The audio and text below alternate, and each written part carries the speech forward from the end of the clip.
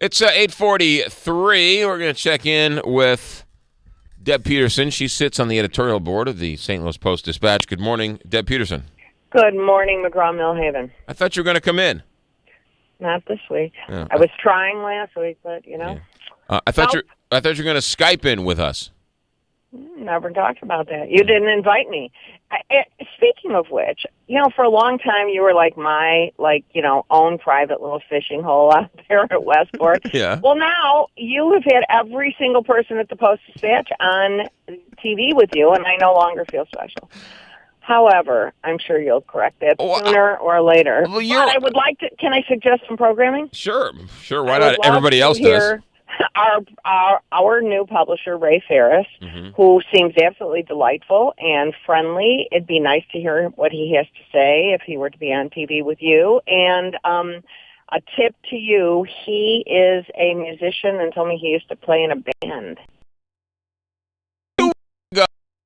Before he was publisher, you didn't give this guy the time of day. Now you're what? You're buddy with him in the commissary? I smiled very broadly whenever I saw him. No, he's come to visit, come to our little office space in the Post-Dispatch, and we had a chat. He was extremely nice, so I'm sure he has some good vision for the paper. The partnership with you. So, and you're at the top of my paper every day, front page. There's your big mug. How about that, huh? Yeah, good. I don't know. I've never been up there.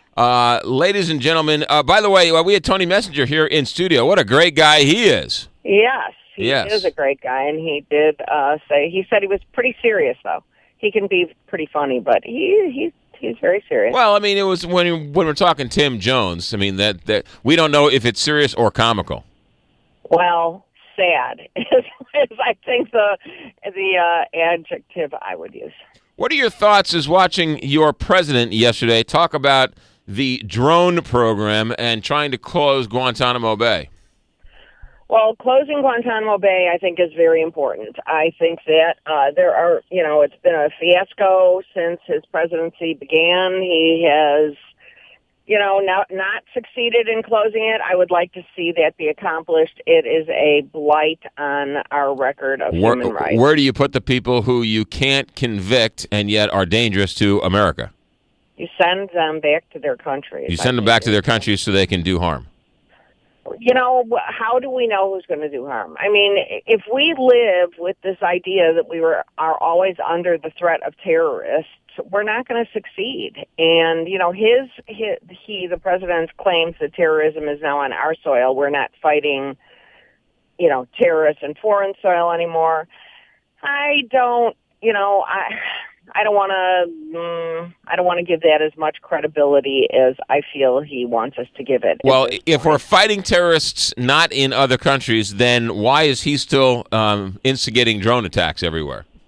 Well, it's a good question. I think there are some unanswered questions. I don't like the secrecy that is surrounding his presidency in this area, and I don't like the attacks on journalists, and I think he has eroded.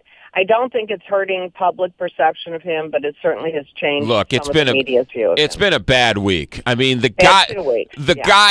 guy's attorney general is giving out warrants, looking at journalists' emails and Facebooks and phone numbers, and now he's looking into Fox reporters. I mean, that's just bad deal. The Fox reporter, it seems, did go on this wide fishing expedition, and I think when journalists are looking for information, specific information is more protected than these sort of, if you know something bad, come to me.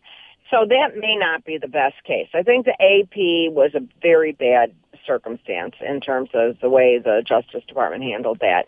And I think we come away from this with either the president isn't in charge of, the bureaucracy, or he is looking the other way.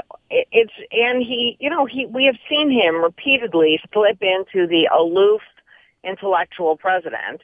Or, you get the other engaged, really, solving problem presidents. And it seems that that default of his, the sort of aloof guy who doesn't really, function in that sphere, I don't know. But, I'm uncomfortable with that, and I want him to be the president who takes care of problems. When you're sitting in that seat, you get the credit and you get the blame. Yes, you do. When President Bush's when it was figured out that President Bush's administration was paying journalists to write positive stories, he was criticized. Yes. When they outed CIA operatives, Bush was called onto the carpet, whether he was involved with it or not. So, Obama's... I think the same thing should happen to Obama. Absolutely. Right. So, I don't feel he deserves a pass in any way. When they're going after Tea Party groups, whether you agree or disagree with their groups, you should not be profiling, conservative groups. Absolutely horrible. It's horrible. And, they did act swiftly to, act against the IRS action. However, shouldn't they have been out in front of that beforehand? And why did the memos go all the way up to his chief of staff and then he doesn't know about it? Right. It's a little confusing. I think we're not sure of the picture that is emerging. And I'd like to be confident that he'll illuminate this for us, and yet, I'm waiting for the editorial board of the St. Louis Post-Dispatch to write an editorial about poor Larry Connors. What do you say about Larry? I mean, I thought Bill McClellan's column summed it up. Facebook is not your friend. Don't go on social media if you don't know, what. I mean, it was just a very bad move. I think caller Bud on this show said it best. What did caller Bud say? Caller Bud said Larry Connors tasered himself. Oh, there were some fun moments with Larry. Remember when he portrayed the homeless man many years ago? I missed that one. That was great. Maybe 10 years ago, wandered around. But I mean, journalistic integrity. They're calling into the carpet journalistic integrity. They were giving away a car to watch the news. So, give me a break. Deb, I got to run. It's always a pleasure. One day we will meet up, and I will become your favorite one. Oh, and I heard you with Judy Newmark the other day, and that was a great interview. She's the best. She's great. I love Judy, and you captured her personality very well. She's a unique person.